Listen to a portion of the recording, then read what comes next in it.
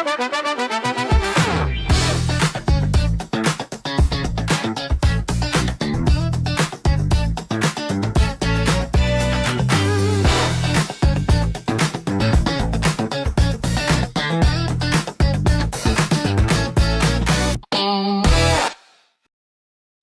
I have here with me Victory Oghenovo, a multiple founder. And I'm not even kidding when I say multiple. I mean it's multiple successful. And I am having a conversation with her today about what made her.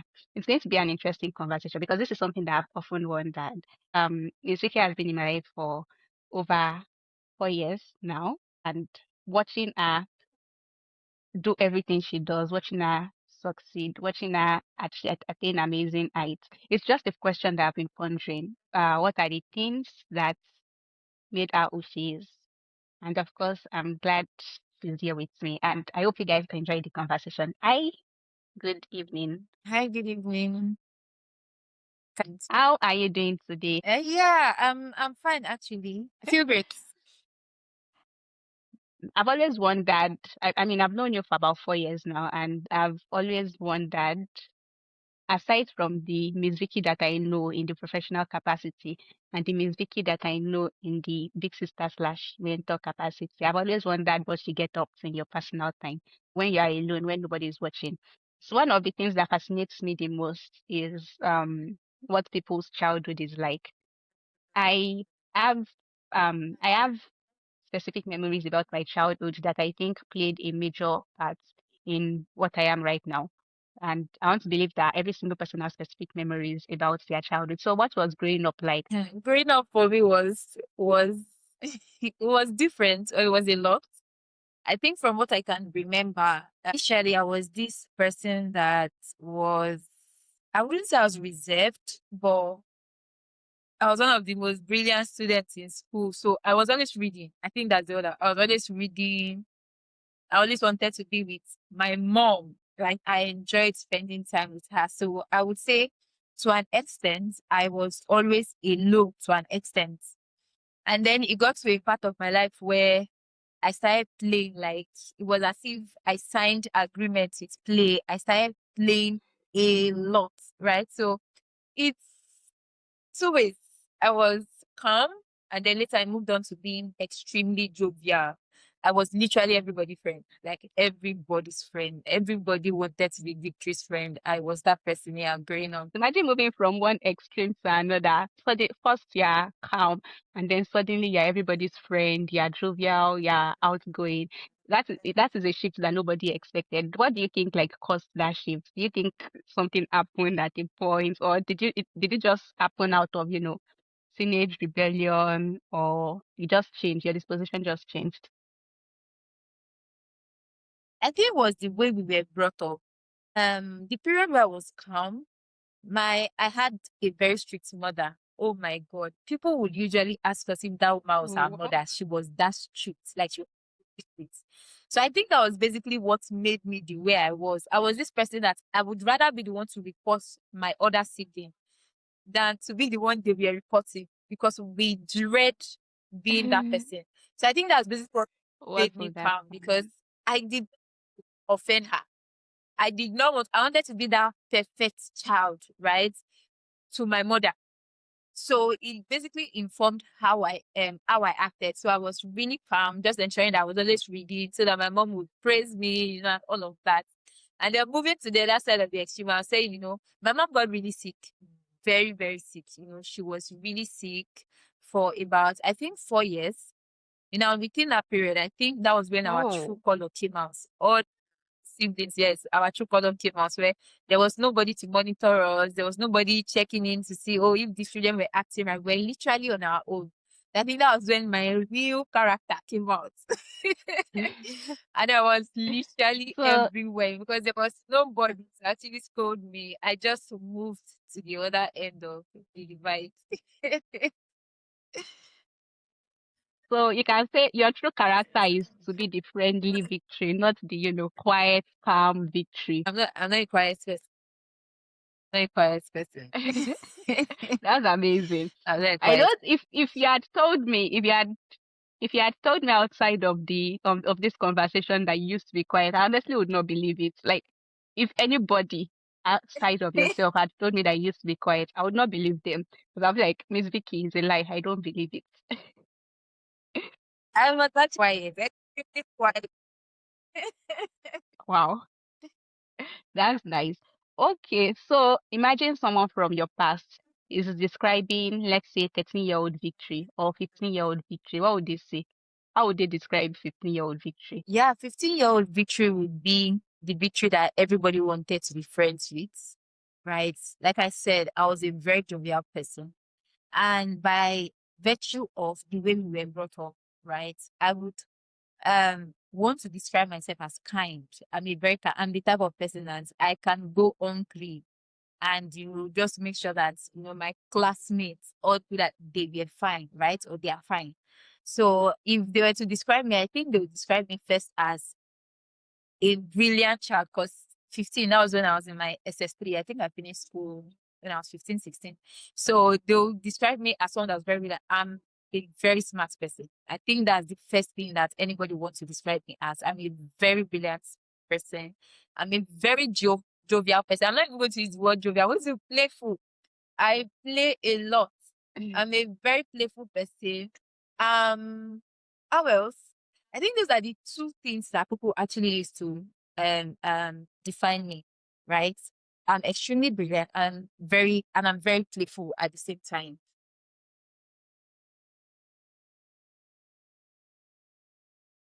Okay, I think that I can attest to both of these things, the brilliant and the jovial part.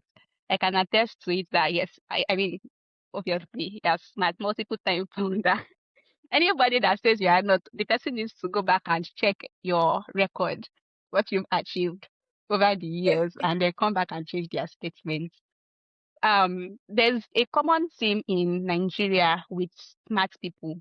I mean, smart young people. I remember when I was in SS1, this thing they do where they sort you to your department, art, science, and commercial. And then the teachers just kind of assume that if you're not very smart, you deserve to be in the humanities. And if you're, very smart, you deserve to be in the sciences because you could be an engineer, you could be a doctor, and all of those things. They just basically moved the not so smart people to the humanities and commercial. So it's a common theme in Nigerian secondary schools. I don't know if other African countries or other countries do stuff like this, but it's common. So, did you anticipate that you would end up? I mean, right now you have founded a project management company. You have Womenpreneur, which is a non-profit. You have MathBest, which is a social enterprise, and previous other businesses that you've had before. When you're in secondary school, is this something that you kind of envisioned and say, okay, you know what, when I grow up, I want to become a project manager? Or when I grow up, I want to do this. I want to be a founder. I want to own multiple businesses. Because, of course, if you wanted to go into businesses, the logical department for you to join would have been commercial. So you can study business administration and stuff like that. But you did not. You studied, mathematics. Am I correct? Computer science. Computer science. Okay, computer science. Okay. You studied computer science, which, I mean, that is obviously the sciences. So I want to assume that you probably thought you'd do something related to medicine or engineering. So is this something that you knew that you were going to do? I mean, project management and founding multiple organizations. Is this something that you imagined yourself doing? Okay, so for the project management, I knew about project management after school officially, right? Project management was not.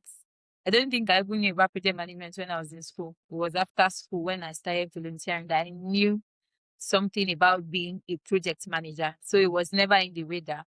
Then, as for being a founder, my dad runs an NGO. And even when I was young, Oh, also a major, I was also a major person, right? He ran an NGO till he passed earlier this year. And I've always been like a major person in the organization. And I knew that, in short, what I believed I was going to do is not 100% what I'm doing currently. I believe that I was going to run an NGO that was focused on, just humanity generally, feeding people. I followed Joyce Meyer a lot. Our work is Oh, focused on law. Not that, yes, there was a time I even sent a mail that I really wanted to volunteer, none of that. And I got in. They were going to sponsor my flight, everything. But I was in school wow. then, so I That's think it was even close to amazing. exam.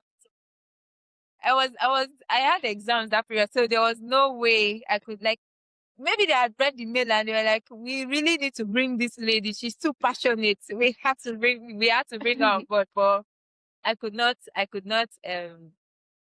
but I knew that I was definitely going to run an NGO that was focused on humanity. And I would like to think that I'm still doing that through Remembrance. I'm partly through PN Tribe, if I'm being honest. I'm at best, actually. Just that not in the exact way I thought about it, right? But for project management, I definitely did not even think I would be doing what I'm doing currently with the PN Tribe. I actually wanted to study mathematics. My dad told me there was no way I was going to study mathematics. I should do computer science instead. And I believed I was going to be a Wow. programmer, right? Not a developer or a full stack programmer. I was actually a programmer to before I now transitioned into project management. So project management was like an afterthought. I never even imagined Wow. I was going to be.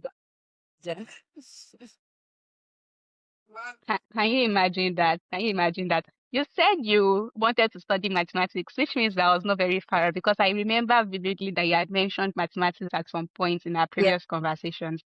What prompted the mathematics? Because it seems like such an odd choice to study. Mathematics is not something that you can do professionally, except you want to teach and you want to work in academia. I'm not exactly sure that they have a lot of opportunities for people who study mathematics. So, what prompted the decision to study the course in the first place? I did not think about my future when I was thinking about studying mathematics. I did not think about Oh my, where will I use oh this my mathematics God. in life. I did not think about, I just knew that mathematics was my best subject. I was extremely good at it. So let me go and study it. That was the only thing in Wow. my head. I was when you graduate, where will you work? I was like, it was my dad that thought about that on my behalf. So if you study mathematics, what did you say you go do? You won't go there do this? I was like, it's not that. Let me study. So that was how, but I did not really think about my future. I only thought about, okay, I'm very good at maths. I loved maths. And I wanted to study. That was literally the only thing I was going on in my head when I thought of studying mathematics. Oh my God. Can you imagine that? Thank God for your dad.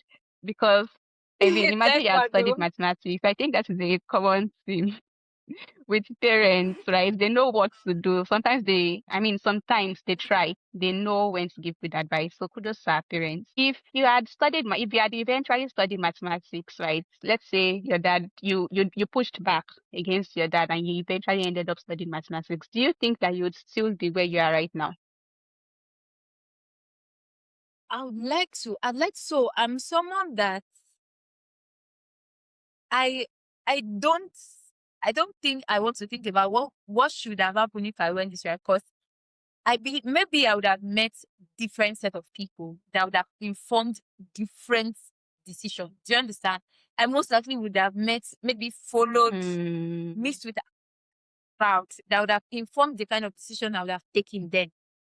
Starting with Menpreneur and doing what I wanted to do was based on the fact that I was relating with certain people. I asked questions and I saw that this was the problem my classmates were having. And I was like, I could do something about something like this, after the whole interview I did with the ladies in my department.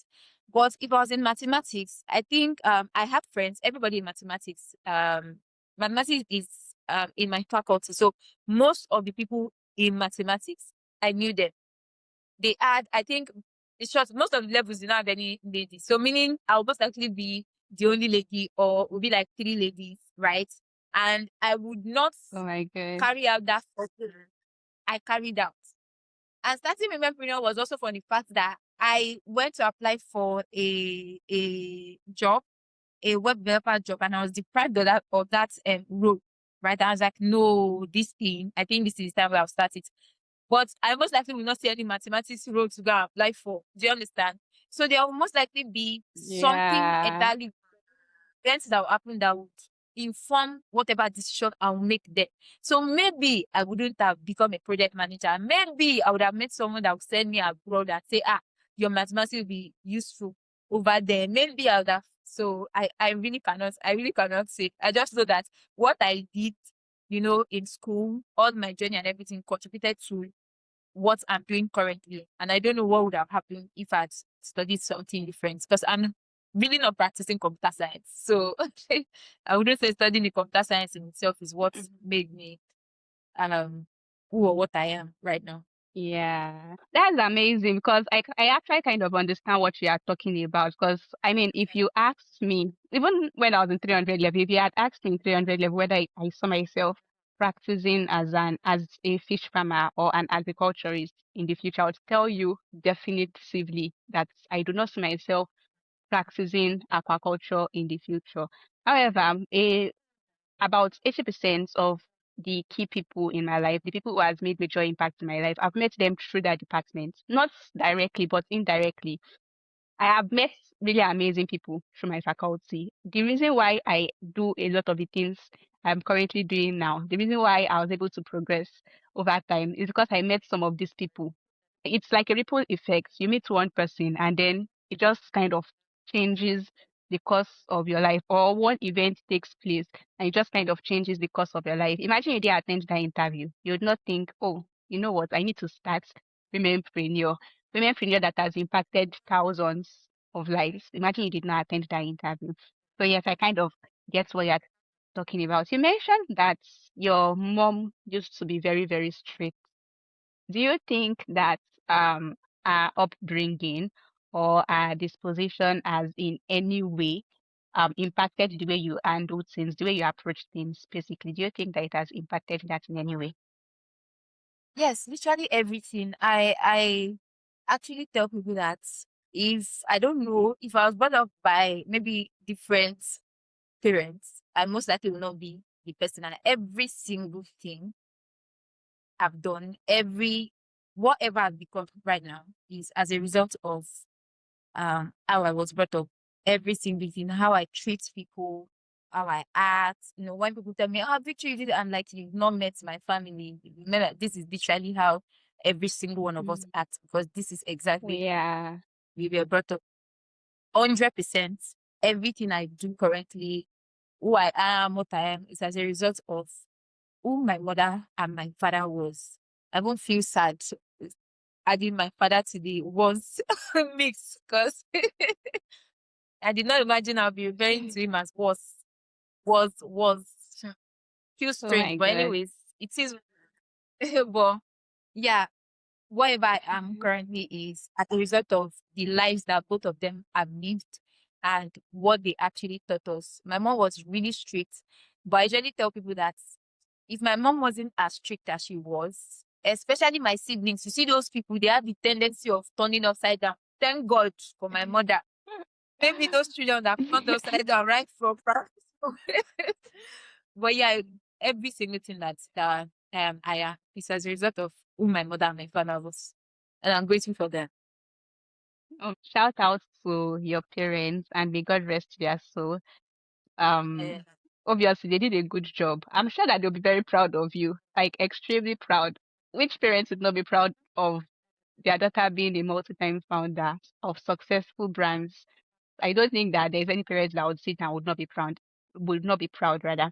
So has there been any specific scenario or situation or event that you think has shifted the course of your life, maybe impacted the things you do or how you see life, your outlook, basically how you handle everything? yeah, a lot. But I'll share one. And one would be when I was putting together Tech 2.0, I think that was how we met, the Entrepreneur Sponsored 2.0 by Womenpreneur. That was Yeah, how the both of us first year. yeah. I remember I paid to Adebola Williams, and he said something that from that day till now, I hold dear to my heart, and it's that he said, make enough money for yourself so that people will not force you to compromise on your values. As much as a lot of times you feel Wow. like money is not a motivating factor. Oh, I love impact and all of that. If we're being sincere with ourselves, right, if you really, really love impact, you're going to be really concerned about how to make more money. And it's the same thing I always tell. It has basically shaped how I approach my team, or I even talk to them about impact. Now, imagine, let's say we have 200,000 naira in our account, right? And so we're able to run ads of 150,000 naira because we have 200,000 naira. But imagine we have, and let's say we are able to reach 500 women. But imagine we have, let's say, 5 million naira, for example, and we're able to run ads of 2 million naira. It means that we'll be able to do more work. We are going to impact more people because we have access to more money. Yeah. And so a lot of times we think about, oh, I want to impact, I want to do this one. I think one thing I had to start doing from that moment is begin to fall in love with the idea of generating money, making money. Because the more I love impact, the more I have to fall in love with the idea of making money, because that's the only way I can do as much impact as I want. If I check my vision board and I'm saying that, hey, see this thing I want to do, and I'm thinking, how am I going to achieve it? If there's money, you will not think so much. We know that, oh, there's access to people, network, and all of that. Why do we need access to people? Why do we need all this network? Why do we need to, it's because we need them to be able to contribute to the work that we are doing. So you see that what I said, make enough money so that people will know. And there'll be times where I've been approached by people that, they'll make certain offers. And I'm almost forced to say yes. But I look at it, I'm like, no, this is literally against my value. I'm not going to. But you can actually be so tight Yeah. in your impact work that just be like, is it not just a particular person can actually just like, I will help your NGO do so people, and you just be like, well, let me do it. Maybe it will give me money. So we have to get to a point where we actually make a lot of money, enough money, so that we don't have to compromise our values simply because we are trying to, live out our dream or do the work that we actually want to do. You see that statement, I'll never forget it in my life. If I see him again, I'll still thank him for telling me that way. Oh my God. That is a statement I'm also going to hold on to, because people do not talk enough about having to make sacrifices and having to let go of some things just because they do not fit your own values, they do not fit your visions. It's like a cost, a price that you have to pay. Which brings me to my next question. What do you think that getting to where you currently are has cost you? What has it cost you? Because whether good, whether bad, every single thing costs something. So what do you think it has cost you to get to this point? What have you had to sacrifice? I'm almost saying it cost me everything. It has cost me a lot, though. A lot. It has cost me my time. There are Oh my times, so there was God. a time when I'll be sleeping around 5 a.m. and I'll wake up around 6 a.m. And my cousin, I remember that period, she'll be like, hey, don't go and die, you. And then I'll just be like, if I don't do this thing, if I don't lose sleep this period, this thing is not going to work. People will not see it. They will see, hey, teacher, how are you doing this thing? I know they sleep. I am not sleeping, you know? And then my money, all those times we're going to go for outreaches, it's my personal money. Teacher, you know this thing. There's no external fund coming from anywhere. Women Yeah. not generating my personal money. And people will see that, you are doing this training, you are doing this training. It has cost me my money, it has cost me my time, it has cost me friendships. Because there are people that will reach out and be like, bitch, you are no longer reaching out to me. Even if in my head, I'll be like, you Mm. self try. People to reach out to you, you self try reach out to me. I'm going through a thought. Leave me. Right? I know that is not enough excuse because I'm an advocate of, if you friendship is sacrifice and it's a two-way thing, right? If this person keeps reaching out and you don't reach out, Yeah. there'll be a strain in that. So it has cost me friendship, knowing that I know that it's me that caused this one, right? It has cost me friendship that I value, right? While I'm not happy about it, I mean, some of the sacrifices that we have to pay just because some things I cannot help, like having, it shows. There's something I don't want to share it on this call. Let me not go and be crying on your podcast. So, but anyways, it has cost me a lot loss. And I don't know. I don't know if I'll say it's worth it. So, actually, it's worth it. Seeing the results is worth it, but it has cost like so much that sometimes I even wonder why we have to sacrifice so much to actually get what we want, right? Why can't do we have to go through so much sacrifice? Why do we have to do all of these things? But yeah, I think it is necessary, right? Because even I've not even attained 1% of the height I want to attain. And when I was still, I mean, I'm talking 4 years back. So imagine what I was, how I was 4 years back and where I am now. You can see the difference. And even as at 4 years back, I was already losing friends. At that point in my life, I was already losing friends. There were already strains in my friendships. I've had people tell me that you're working every single time. Better live your life. Like I've literally had someone tell me that if I work, I would eventually end up dying. But these things are sacrificial and they cost something, and we cannot ignore the costs. I remember a particular situation that happened. I think I was in 200 level at the time. So I was still a student, and I remember that there was like a sort of birthday that was supposed to happen. That particular day, I was busy doing an administrative task for someone I looked up to at the time. It was a very tedious administrative task that took me, I'm talking hours. I could not attend the outing. That it was an outing with friends.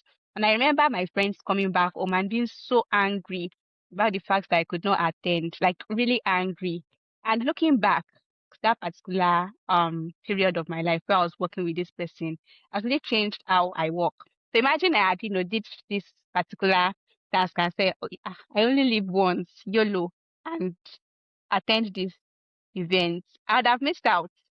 I'd have missed out. All of the things I know, a huge part of my work, of my job right now involves heavy administrative tasks. So imagine I had missed that period of my life. I would have missed out. So yeah, getting success costs a lot. Even failure costs something, right? Even failure costs something. And I'm glad that at least the price we have to pay was able to yield successful ROIs. Imagine you did not make all of these sacrifices. Imagine you did not pay all of these prices. Do you ever think of what that version of your life would look like? I'm talking, okay, you still followed the same paths, you still walked the same journey, but you did not make all of these sacrifices. Do you think that do you think that you'd love the version of your life that it would have turned out from the result of, not making all of these sacrifices? I don't think that's possible. To get certain results, you need certain level of work or certain level of effort. If you don't put that level of effort into what you're doing, it means that you're not going to get the required results. That's why you see a lot of people be shouting, I want to support, I want to get this, they don't get it because the level of work that's required to get that result, they are not putting it into it. So you literally cannot get it, right? So without all these sacrifices, I don't think I would have been able to get this.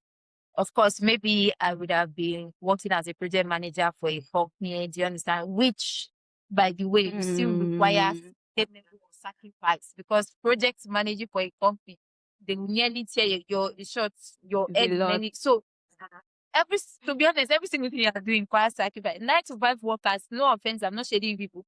9 to 5 workers that will leave the house around 5 a.m. and come back by 10 p.m. It's still sacrifice they are doing, but they are just working for, someone else. So every single thing that you are doing requires some level of sacrifice, right? So there is no way I would have been doing what I'm doing, or I would be doing what I'm doing rather, and I will not make this kind of sacrifice. So if I'm not doing it, it means that I'll most likely be doing this, but the result I would have gotten will now be minimal. Do you get? So with the Yeah. results I don't have up to this kind of results because I'm putting in the minimum effort. So I would definitely get that in return. So that's basically how it's going to be.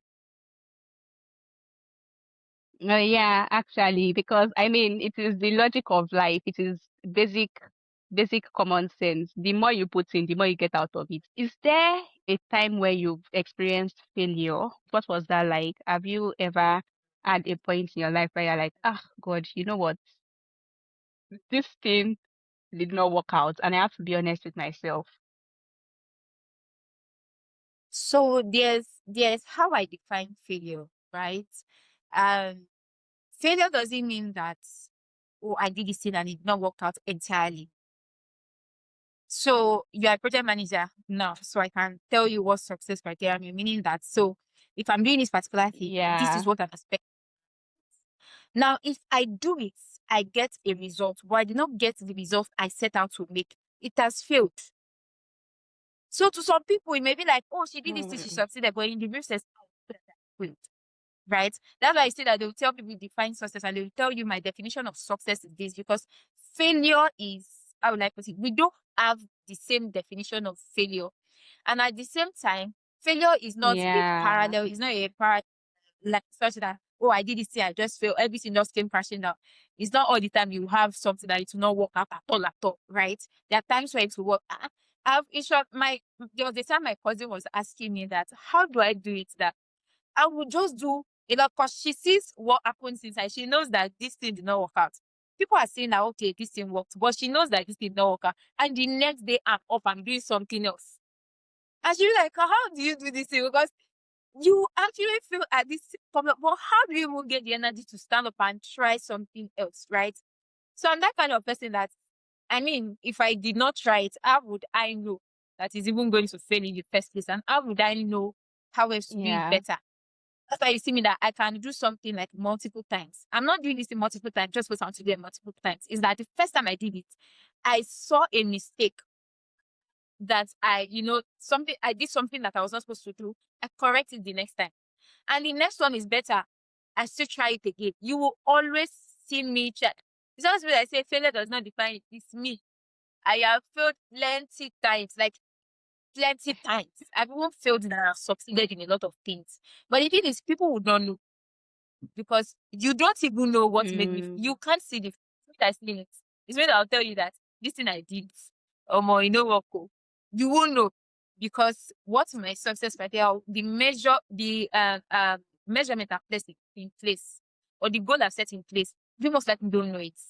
I know what my goal was, and I did not hit it. But you are seeing that, okay, this thing happened, this thing succeeded.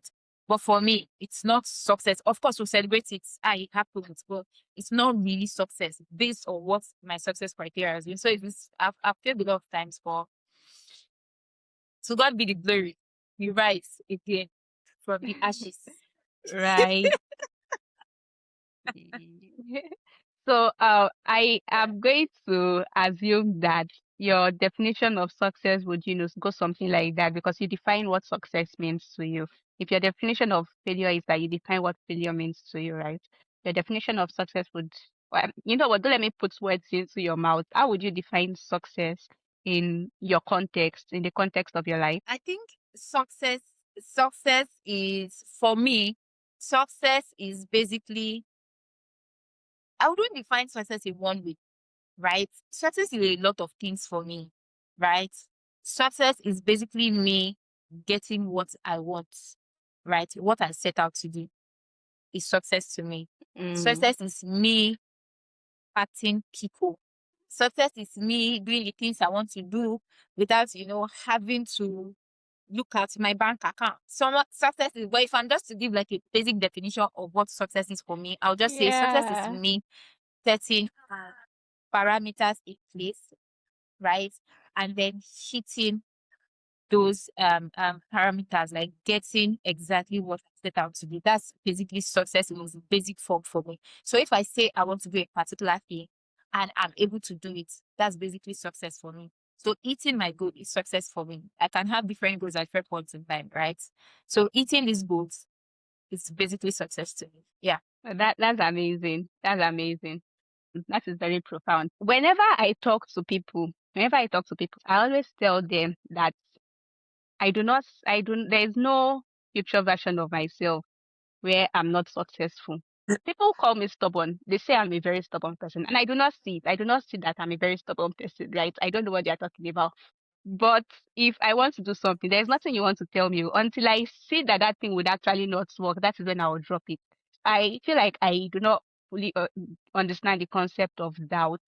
I do not fully get the idea of maybe this thing would work, maybe this thing would not work. No, if I set my heart to do something, the only thing in my head is that it would work. Thank God for project management training in my life. But has there been any time in your life where you doubted? Have you ever doubted that, you know what, this thing that I'm actually doing will succeed? Has there been doubts? What has that been like for you? And how have you handled it? Actually, a lot of times. When people reach out to me sometimes for aspire to perspire. Oh, I'm feeling down and this one and this one. I don't want to go ahead. I Yeah. don't want to do this. I want to die. The first thing I tell them is, see, and people ask me, I think my most asked question, how am I able to do the things I do? And I just tell them something every single day. And I'm not joking. Today was one of those days. Every single day. Okay, that's not say every single day. On most days, not a lot, though, most days, I wake up confused, right? And the question that comes to my head a lot of Mm, times is, what if every single thing that you are doing doesn't work out? And there are times where I will sit for over an hour. I could cry. I'm a very emotional person. I can cry a lot. I could cry for some time and then I will stand up, I look myself in the mirror and say, at least you tried, right? At least you are doing something. I stand up and do something. So a lot of times it comes to my head, what if I actually feel like this thing? So today was one of those really, really terrible days where I just sat down like, what's your point of everything? Right. And I think I've been having this conversation myself a lot of times because I mean I lost my dad this period, and most times when I'm having these thoughts, I'll just pick my phone and call him, and he knows what to say, but there's nobody to call anymore to give me as far to pacify. And I'm just like, are you sure this life that I set out to live like this will work out? Right? So a lot of times I actually think about that. What if, I mean, I'm doing a lot of things that people are acknowledging it, but this is like a fragment of what I picture, right? So there's the point where I get it. What if all of these things actually picture, I do not get it, right? It comes all the time. But the whole point is that I'm just in a space where one thing my father and my mother have taught me is you always have to keep moving. If you don't try, you will not know if it will work out, right? So just keep moving because you just keep doing it. Maybe it's this particular action that you did today that would actually cause the breakthrough, that would just, put you in a space where someone can see you and just give you that opportunity. So that's why you see me always showing up. But for that question, almost every day, almost every day I used to ask myself, what if all this thing are being said? What if it does not work out? But we have to show up. And I think a lot of people actually have that question of themselves. That's why you see a lot of sad. Well, people are sad though. People are sad in this. I usually will smiling. People are sad. People are very, oh very my sad. God. Yeah. Just that people just that same thought of what if everything I'm doing doesn't work out? And I think it's a normal thought. Doesn't work Personally, out. I just left that's putting it in our edge, right? And you have to fight it. You just have to fight that thought. It's up to you what you do with the thoughts. And for me, I just decide to always show up irrespective of whatever that thought is. So basically, the doubt is there. The doubt will definitely come. You just have to choose that, you know what, what's the harm in trying? What's the worst that could happen? The worst that could happen is that you'd fail. And even if you do not try, even if you do not start that thing at all, you would still end up at the same point. You still end up with Exactly. zero results. So why not just try? Who knows? What if you succeed? So, what do you think if you continue with the same progression, right? You continue at the rate you are going. What do you think that your future self would look like? Have you ever sat down to imagine what your future self will look like? What do you think your future self would look like? I have what's I picture? Ah, hmm, the word I wanted to use. Let me not use it on this podcast. But anyways, I was recently because I visit this thing, I visit this conversation myself at every point in time, right? And the first thing is um I'm very passionate about women, right? And I have like this big picture of what I want, what my future would look like when it comes to women empowerment. Like I have that picture in my head that I cannot describe to you and our audience currently. because the picture is in my head. But I have a picture of what I want, the future to look like for women empowerment when it comes to what I do, right? So I see myself on certain kind of stages when it comes to women empowerment. And then when it comes to project management, because I'm at the intersection of women empowerment and being a thought leader in project management space, I see myself on, global stages in project management. Now, people are telling me that, oh, you're doing amazing work. This is, like I said, this is like 10%, right? What I picture. If people enter my head and see what I picture for myself, they will know that, this lady have not started. And that's the reason why I keep pushing Yeah, myself. So you still you have a see, long way to oh, go. a long way. I have a whole long way to go. So you might be saying that, oh, I'm doing a lot of work, and it's because I can already see what I will get out of this if I continue at this pace, if I stay consistent, right? So I can already picture. Don't worry, say we are together. You see it. You see it. Yes, well, we are together. And that's why whenever people tell me that, oh, Tifa, you are doing well, I'm like, no, I am not doing well because I still have a long way to go. This is not it. I'm barely scratched the surface.